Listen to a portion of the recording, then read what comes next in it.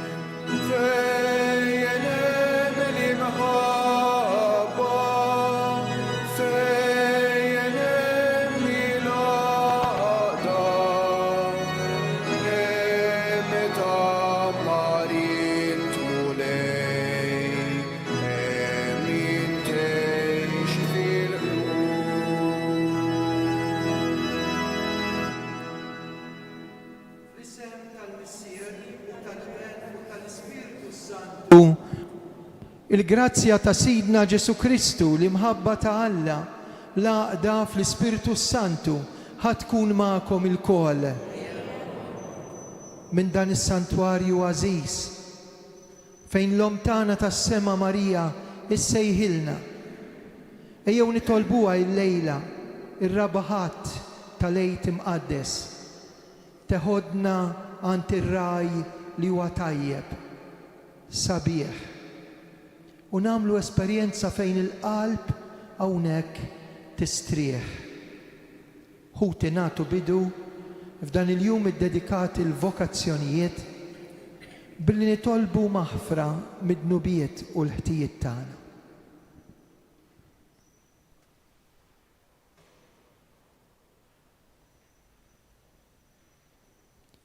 Nistqar l-Alla li jista' kollox li l-kom ħuti jiena dnibt ħafna bil-ħsieb bil-klim blemin u billi ħallejt mirjieti ħtija tiegħi bl-akbar ħtija tiegħi.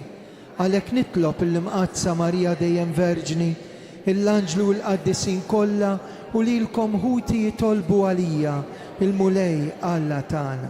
Eħenna lina Alla li jista' kollox jaħfrilna dnubietna u jwassalna fil-ħajja ta' dejjem. Bil-ferħ, glorja l-Alla, fl-oli ta' smewiet, paċi fl-art, il-bnedmin ta' rieda tajba. Infaħruk, inberkuk, nadurawk, natuk ġie. Inroddulek ħajr għal-glorja kbira tiegħek. Mulej Alla u Sultan tas-sema, Alla missier li tista' kollox. Mulej Iben waħdini Ġesu Kristu. Mulej Alla ħaruf talla bin il-missier. Int li tneħħi d-nubiet ta' dinja ħenna għalina. Int li tneħħi d-nubiet ta' dinja il-qatt talb tagħna. Int li qiegħed fuq il-lemin tal-missier ħenna għalina.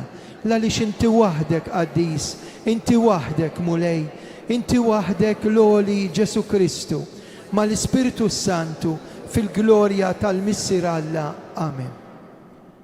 Nitolbu għall-intenzjonijiet tagħkom ta' dawk li qegħdin isegwuna mill-bogħod jew mill-qrib permezz tal-mezzi soċjali u l-lejla għandhom bżonn xi grazzja partikolari. U niftakru kif nagħmlu kull nhar ta' Sibt fil-benefattura ħajjinu mejtin tas-santwarju tal-Madonna ta' Pino. Nitolbu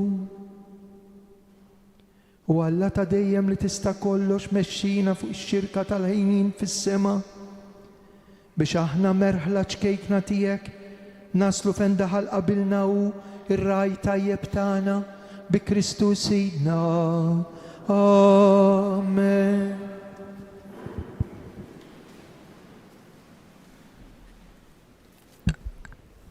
Qari mill-ktieb tal-Atti tal-Apostli. F'dak iż-żmien Pawlu u Barnaba minn Perge baqgħu sejrin sa ma waslu f'Antjokja ta' Pisidja.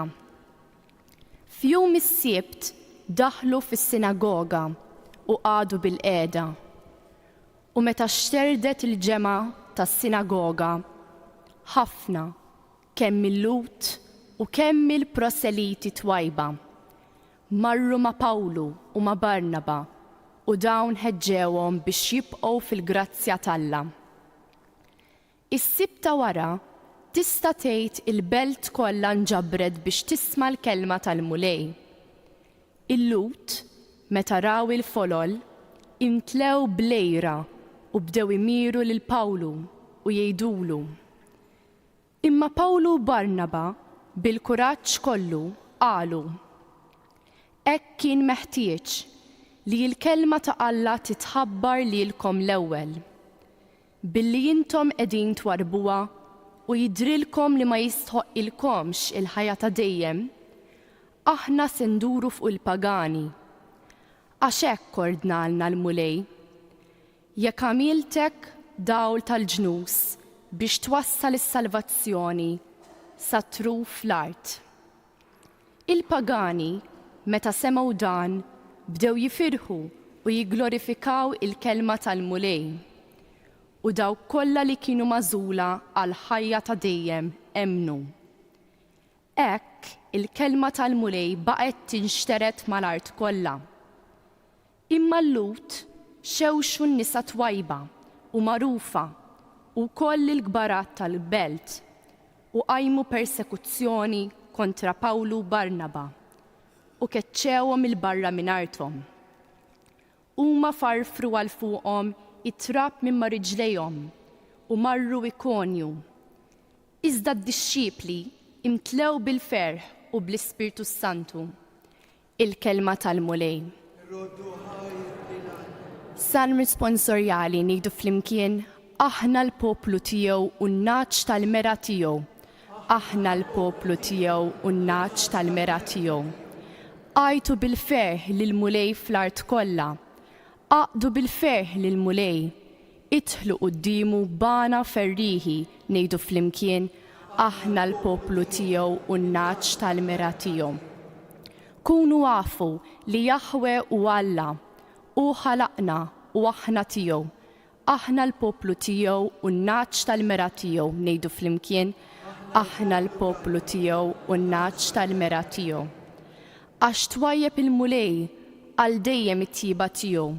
Min żmien għal żmien il-fedeltà tiegħu ngħidu flimkien: aħna l-poplu tiegħu u n-naċ tal-mera tiegħu.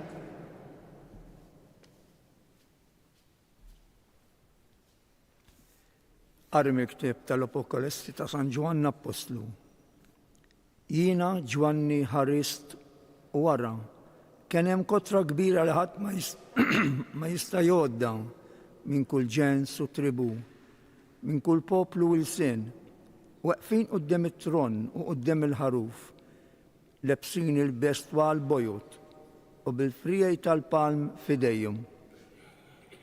U wieħed mix-xjuq qalli: dawn huma dawk li ġejjin mit-taħbit il-kbir u l-ilbiesi tagħhom ħasluhom u bajduhom fid-demm tal-ħaruf.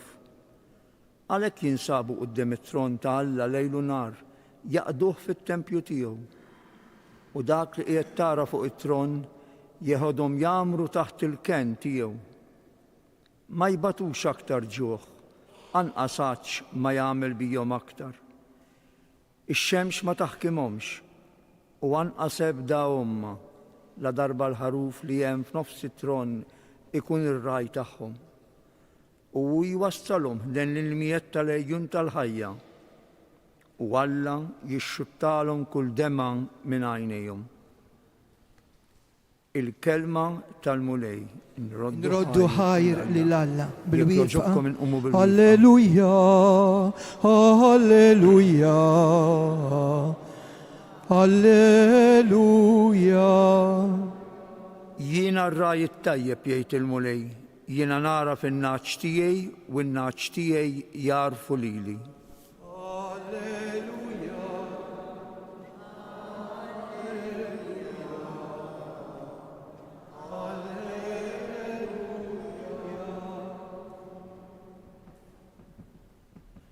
Il-mulej ma'kom. Qari mill-Vanġelu skont San Ġwan. F'dak iż-żmien Ġesu qal: in-naċ tiegħi jisimgħu leħni u jiena narafhom u huma jiġu warajja u jiena nagħtihom il-ħajja ta' dejjem. Huma ma jintilfu qatt u minn idejja ma jaħtafhom li ħadd. Missier li tahom li huwa akbar minn kulħadd u ħadd ma jista' jaħtafhom minn id il-missier għax jien u l-missier aħna ħaġa waħda. Il-kelma tal-mulej tifħir lilek Kristu.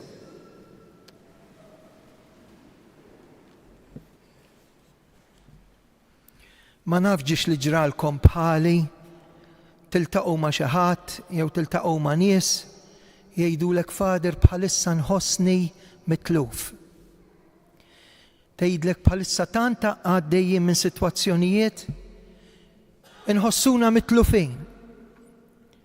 Il-Vanġelu tal-lum fil-ħadd taraj li huwa tajjeb jew sabiħ għax bħalu mawx Ġesu li tiegħu qed induqu l-frott tal-qawmien illum qed jgħidilna xi ħaġa, ma rrid il-ħadd minnkom jinfixel u jintilef. Il-Vanġelu żgħir tal-lum fejn Ġesu qed isejjaħ lilu nnifsu bħala raj tajjeb, li kapaċi jieħu ħsiebek, li kapaċi jiggwidak, li kapaċi jimla l-qalbek, jimla l-qalbek bis-serħan u l-paċi tiegħu. Raj tajjeb li kapaċi jagħti direzzjoni lil ħajtek għax x'iswielu l-bniedem jgħid Ġesu? X'iswielu? Jikseb id-dinja kollha mbagħad jintilef, jitlef ruħu. U Ġesu qed jgħidilna min jisma' leħni ma jinfixilx. U għalhekk ismih tal-kelma kif qed nagħmlu issa, kelma li tagħti l-ħajja. Tant li Ġesu jgħid jien b'din il-kelma għax inżomm kelmti nagħti ħajti għalik.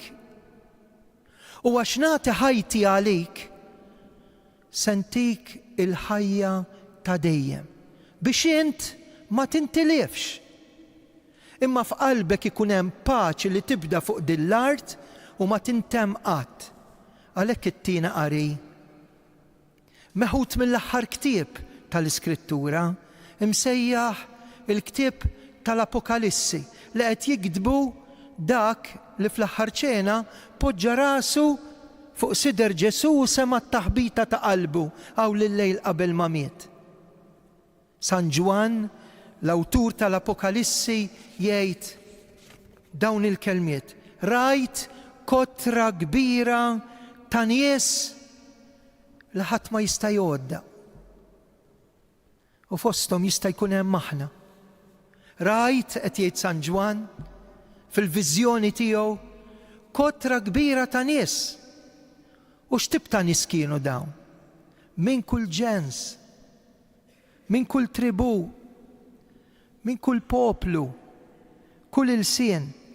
Dawn kienu weqfin quddiem it-tron tal-ħaruf u libsin il-libsa l-bajda li tgħaddim il-prova bil-frijej tal-palm fidejhom. Qed taraw kemm jagħmlilna kuraġġ. Għax xi kultant ngħid imma tgħid insalva. Jien għamduni, imma tgħid insalva. Jien li ħafna drabi midneb konvertit, imma tgħid insalva. Tgħid insib il-paċi, tgħid insib l-iskop ta' ħajti għal fejn qed ngħix, minn ġej u fejn sejra. Hekk dal-qari qed jagħmlilna kuraġġ. San Ġwan qed jgħid rajt, kotra. Ara normalment tas-setta ta' Ġehova jikkwotaw il-vers ta' qabel. 144,000 fost dawk, imma ma jkomplux dis-sentenza. Dis-sentenza wara li jgħid dak in-numru jgħid iwa, Hemm dawk li ħaslu l-bishom fid-dem tal-ħaruf għax kienu martri. Imma mbagħad rajt kottra li laqqas biss tista' tgħodda u hemmhekk inġabru nies minn kull ġens, minn kull tribù, minn kull ilwien. Ejjew inkomplu din l-Ewkaristija. Billi mhux nitfgħu għal rasna jew għal ġolħajt jew ma nafux fejn sejrin. Nimxu wara Ġesu. Jien wisq nibża li llum flok ir-raj jimxi qabel il-merħla qabżet lir-raj. U allura m'għandix min imexxija. U għalhekk għandna ħafna konfużjoni. Minn ġejjin, fejn sejrin, għal fejn qegħdin, xi skop fiha ħajti. Ħalluh il-Ġesu joħroġ fin-nofs, jiftaħ idejh u jerġa' jgħidilna jien nagħti ħajti għalik. U nagħti ħajti għalik biex ħadd minna ma jintilef. Għax nixtieq li jkollkom il-ħajja ta' dejjem. Ejjew nersqu lejn il-Madonna ta' Pino. F'dan ix-xahar tant għażiż li jwarrat, li jimlina bl-enerġija pożittiva, qaddisa, u nħalluha lil dillhom teħodna għand ir-raj it-tajjeb, ir-raj is-sabiħ. U mhux biss, meta tarana mifxulin, nisimgħu kollox, niskroljaw u nibilgħu kollox, ikollna l-possibilità li ngħidu mhux ħsejjes imma leħen, il-leħen tal-maħbub li bih Ġesu ikellem lil qalbi u jwennisni. Għaliex? X'ħanieħu billi ġejtaw? Biex ikolli skop għal fejn qed ngħix u ninduna li hemm min iħobbni u ma jridnix la nitlef rasi u laqqas nitlef ħajti. Ikun infaħħar Ġesu Kristu. Jiena nemmen f'Alla wieħed, il-Missier li jista' kollox, ħalaq is-sema u l-art, dak kollu li jidher dak li ma jidirx. Mulej wieħed Ġesu Kristu iben waħdini ta' Alla. Imnissel mill-Missier qabel f'kull żmien. Alla minn Alla, dawl minn dawl, Alla veru minn Alla veru. Imnissel mhux magħmul, natura waħda mal-Missier bih sar kollox. Niżel mismewiet għalina l-bnedmin u għal-fidwa tagħna, ħal-ġisem bis-seta tal-Ispirtu Santu minn Marija Verġni sar bniedem. Salbuh għalina, bata taħt Ponzju Pilatu, mietu difnuh. Fit-tielet jum qam minn bejn l-imwiet skont il-kotba mqazza. Tela s-sema qiegħed fuq il-lemin tal-Missier. Għandu jerġa' jiġi fil-glorja, jagħmel ħaq mill-ħajjin u l-mejtin. Is-saltna tiegħu ma jkollix tmiem. L-Ispirtu Santu mulej li jagħti l-ħajja, li ġej mill-Missier u mill-Liben, li jum imweġġa flimkien mal-Missier mal-Liben u tkellem fom il-profeti. Knisja waħda, qaddisa, kattolika, apostolika. Nistqar ma' mudija waħda għal-maħfra ta' dnubiet, nistenna l-qawma mill-imwiet u l-ħajja ta' żmien li ġej. Amen. Ejjew issa nitolbu l-qawwa tal-Ispirtu Santu. Jien waħdi ma nafx nitlob. Imma billi għandi l-Ispirtu li rċevejt fil-Magħmudija, dak l-Ispirtu Santu li rċevejt fid-dilka tal-Griżma, ejjew issa insejħu bl-interċessjonijiet u t-talb tagħna. Fil-jum tar-raj it-tajjeb nirringrazzjaw lill-Alla u l-Madonna li tawna Papa onest u qaddis. Nitolbu għal Papa Leone illi l-mulej għażlu fl-umiltà tiegħu, fiċ-ċokon tiegħu u fil-qadi tiegħu biex issa jtih il-grazzja bħala suċċessur ta' Pietru u jaqdina skont il-qalb ta' Kristu. Nitolbu smana. Nitolbu għall-ommijiet. Jum l-om f'dan ix-xahar iddedikat lill-om, imma nitolbu ħafna f'dan is-santwarju għal dawk li jixtiequ jsiru ommijiet. Hekk dan il-jum ifakkarna anke f'dawk li qatt m'għandhomx ix-xorti min isejħilhom ma. Nitolbu għall-ommijiet tagħna mejtin biex il-mulej jagħtihom il-mistrieħ ta' dejjem nitolbu. Illum huwa l-jum tal-vokazzjonijiet. Kien il-Papa San Pawlu VI li qalilna jitolbu għax ħaddiema ftit imma ħsat huwa kbir. Nitolbu għal dawk li se jiġu ordnati din il-ġimgħa ġewwa Malta.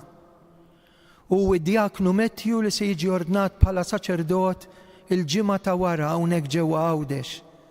Barra li nitolbu fl-iskarsezza għal vokazzjonijiet biex ikonna nies u żgħażagħ ġenerużi li biqlu bija jagħtu ħajjithom għal Kristu. Nitolbu. Is-sejħa tal-Papa għal paċi bħalissa qed jiġru affarijiet terribbli, terribbli. Kemm qed ibatu tfal ftit il-bogħod minn fejn twieled Ġesu. X'qegħdin naraw quddiem għajnejna. Għamilna tant progress u nibqgħu nafġu. Ejjew nitolbu lill-mulej jkollu ħniena minna u jagħti il-paċi li d-dinja mifxula fl-armamenti l-akwist u l-gwerer. Nitolbu. Din il-ġimgħa ġewwa Melbourne, propjament nhar il-ġimgħa fil-11 ta' filgħodu, se jsir il-funeral ta' Monsiur Beneditt li kien rettur hawnhekk għal iktar minn 30 sena. Kienu li ħadem bidejh mhux biss bil-ħsieb biex għandna l-għolja fejn hemm il-Via Sagra ta' Ammar. Hekk nitolbu l-Madonna ta' Pino lil dan il-benefattur kbir li xerret devozzjoni lejn il-Madonna u xtaqgħet inxteret mad-dinja kollha. Tant li Melbourne ġewwa Bacchus Marsh jiltaqgħu nies mid-dinja kollha biex ifaħru lil Marija. Nitolbu issa l-Madonna tilqgħu fiħdana u tagħtih il-premju tant mistħoq lil Dun Beneditt, il-premju tal-ġenna. Nitolbu ismana. L-aħħar talba tista' tkun tiegħek. Dan nitolbulek bi Kristu Sidna.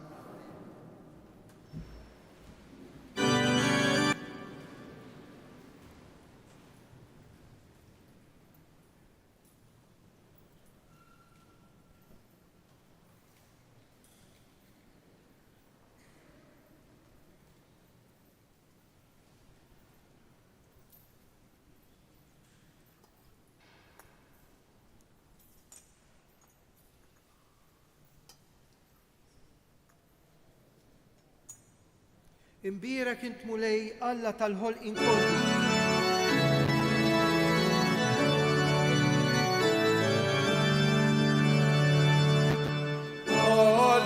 Alleluja, alleluja, alleluja.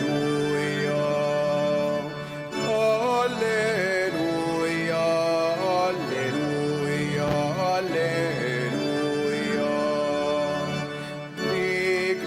Ikbarena fi qlubna u bit-tama.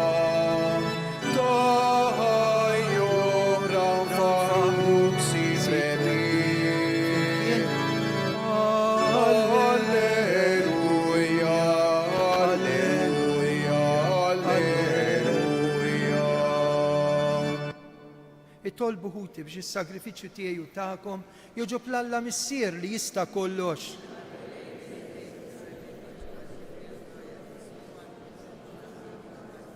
Għatina mulej li dawn il-misteri tal-lejt iqanqluna biex irroddulek ħajr, ħalli l-fidwa li inti tajtna taħdem fina bla eda bi Kristu Sidna.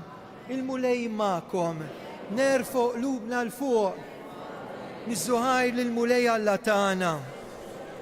Sewwa u xieraq mulej tajjeb ta' ġita s-salvazzjoni tagħna. Dejjem nistqarru l-glorja tiegħek imma b'ferħ akbar inxandruha f'da żmien fih ġie sagrifikat Kristu l-ħaruf tal-lejt tagħna u eret il-ħażen tagħna tal-imoddi, ġeddet il-ħolqien li kien iġġarraf u raġa' tagħna ħajja fis-safa kollu tagħha. Għalhekk mal-anġlu u l-qaddiesin infaħruk u bil-qalb intennulek qaddis, qaddis, qaddis. Mulej Alla tal-eżerċti, is-smewiet u l-art mimlija bil-glorja tiegħek, osanna fl-għoli tas-smewiet, imbierek minn ġej fisem il-mulej, Osanna fl-oli tas-smewiet.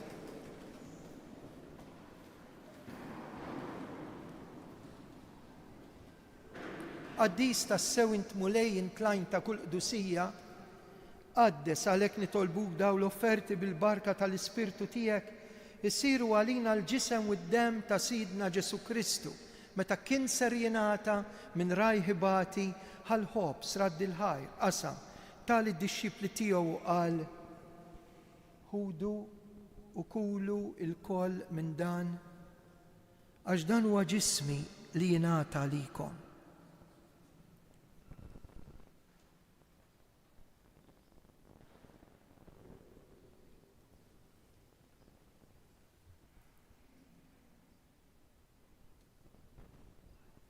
Ekku kol wara li klaħal kalċi, reġa' raddi l-ħajr tal-disċipli tiegħu qal ħudu u jxorbu minnu il-kol.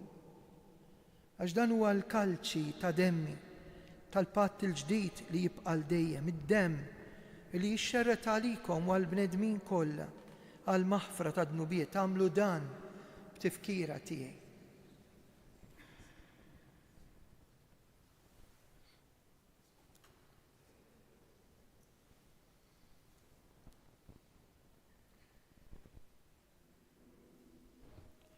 Danu il-misteru tal-fidi inħabru nxandru bil-fer.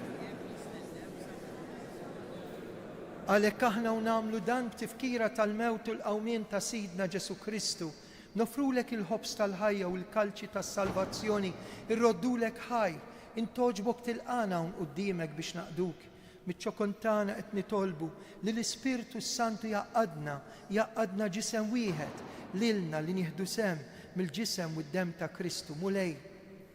Ftakar fil-Knisja tiegħek imxerda mad-dinja kollha. Wettaqa fl-imħabba flimkien mal-Papa Leone 14, l-isqof tagħna Anton, il-Ministri tiegħek kollha. Ftakar ukoll fħutna li raqdu bit-tama tal-qawmien. Ftakar fil-mejtin kollha. Daħħalhom quddiemek fid-dawl tas-seb tiegħek. Ħen għalina il-koll nitolbuk, wagħti lilna wkoll il-wirt tal-ħajja ta' dejjem, mal-Verġni Mqazzom Malla Marija, San Giuseppe, l-Apostli, San George Preka u l-qaddisin kollha li jgħixu fil-ħbiberija tiegħek sa mill-bidu tad-dinja għamel li magħhom infaħruk, insebħuk b'Ġesu Kristu ibnek. Bi Kristu ma' Kristu fi Kristu jingħata lilek u Alla missier li tista' kollox, flimkien mal-Ispirtu Santu, kull ġieħ kull glorja għal dejjem ta' dejjem. Amen. Għal min jemmen hawnhekk għandna l-Ġesu, nagħmlu l-qalb u intennu t-talba tas-salvazzjoni tagħna, missierna.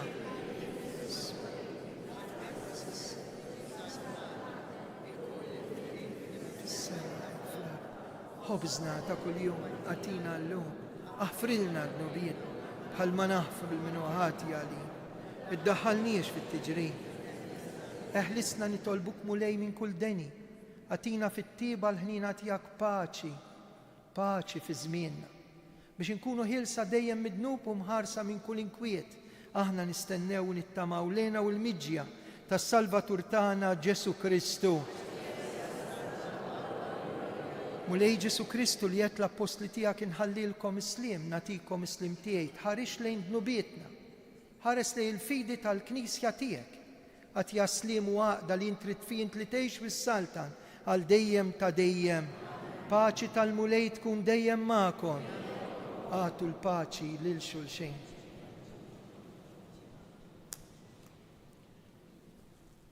Ħaruf tal-la li tneħħi dnubiet ta' dinja ħenna għalina.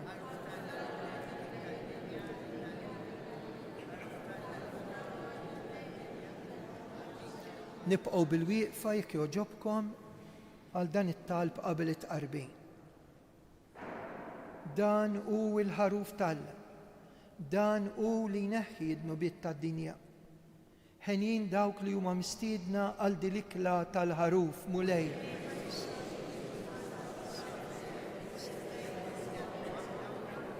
il-ġisem ta' Kristu jħarisna għal ħajja ta' dejjem.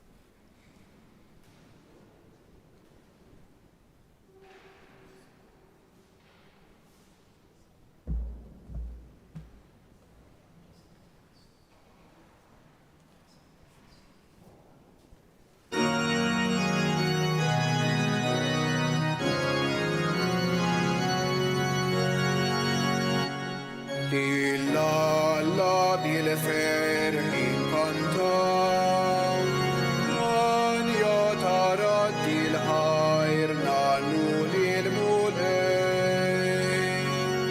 Ħanersu quddiemu bil-ferħi ta' mafqalbna, ħanannu Anja ġdida lil-sidi s-sema u l-ard. Lilla bil-ferħi kantaw, Anja tarat il-ħajr nannu lil-mulej. Jifirqu l-muntani, jifirqu s-siġar kollha, jifirqu l-art u s-sema bil-kobor tal-mulej. Lilla bil-ferħi kantaw, Anja tarat il-ħajr nannu lil-mulej. Jisebbu lill-ismu la safar tal-erin, lill-ismu jisebbu l-kwikeb bil-fjuri tal-widin. Lilla bil-ferħi kantaw, Anja tarat il-ħajr nannu lil-mulej. Ħanannu fuq l-arba jiseb tal-qawwa tiegħu, ħanfaħru l-kobor tal-Alla mal-kanta lil-liħit. Lilla bil-ferħi kantaw, Anja tarat il-ħajr nannu lil-mulej.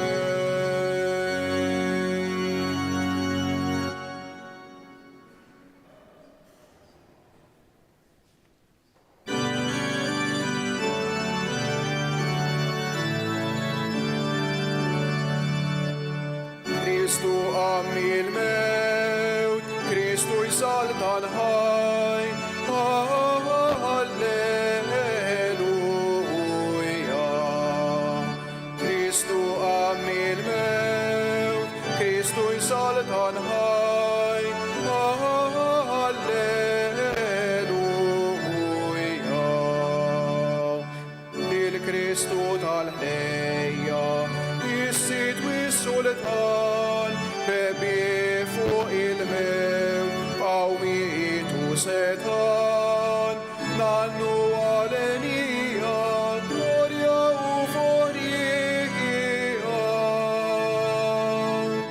Kristu għammi l-mewt, Kristu jsal tal-ħaj, Alleluja.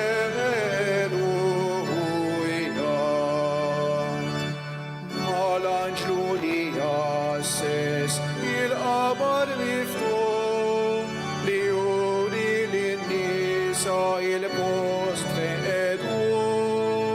Nannu għalenija, glorja u forjija.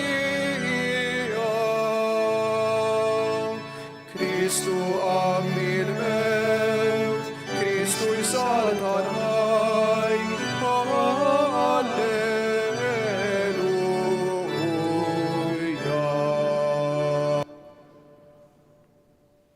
namlu ftit skiet huwa sabiħ, u nħossu l-paċi, għax Ġesu ma jrid il-ħadd minna jinfixel, u iktar ma jrid il-ħadd minna jintilef.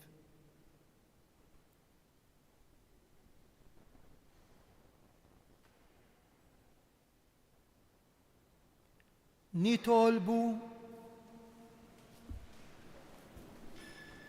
mulej intraj tajjeb tagħna, ixħed ħarsa taslim lejn il-merħla tiegħek, u qiegħed fil-merat ta' dejjem in-naċ li inti fdejt b'demmek l-għażiż li jgħixu jisaltan għal dejjem ta' dejjem.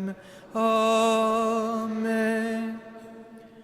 Lejn l-aħħar il-quddisa, issa wara l-barka, ħanitlob għal kull wieħed u waħda minkom. Imma l-iktar tant nies li jgħidulna, itolbu għalina Fader, dil-ġimgħa se ngħaddi minn hekk.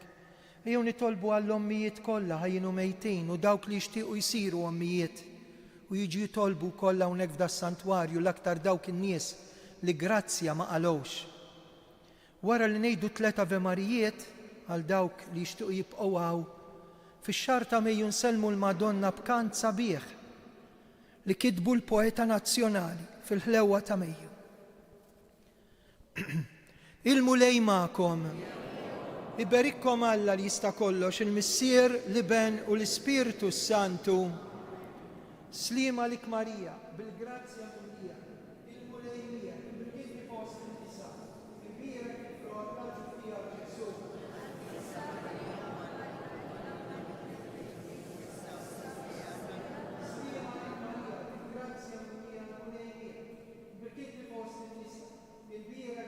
tal-ġuftija Ġesu.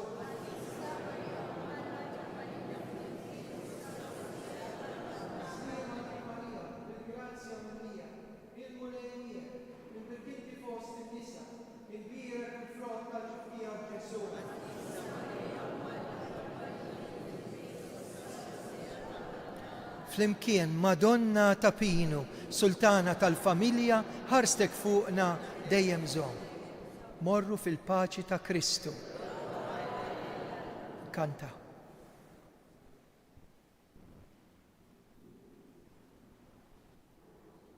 Fil-ħlewwa ta' Mejju, tagħna Marija, o kemm li doħlejju dak ismek sabiħ, kemm toħroġ qawwija dil-kelma min qalbna bit-tama li talbna jagħtik l-akbar ġid.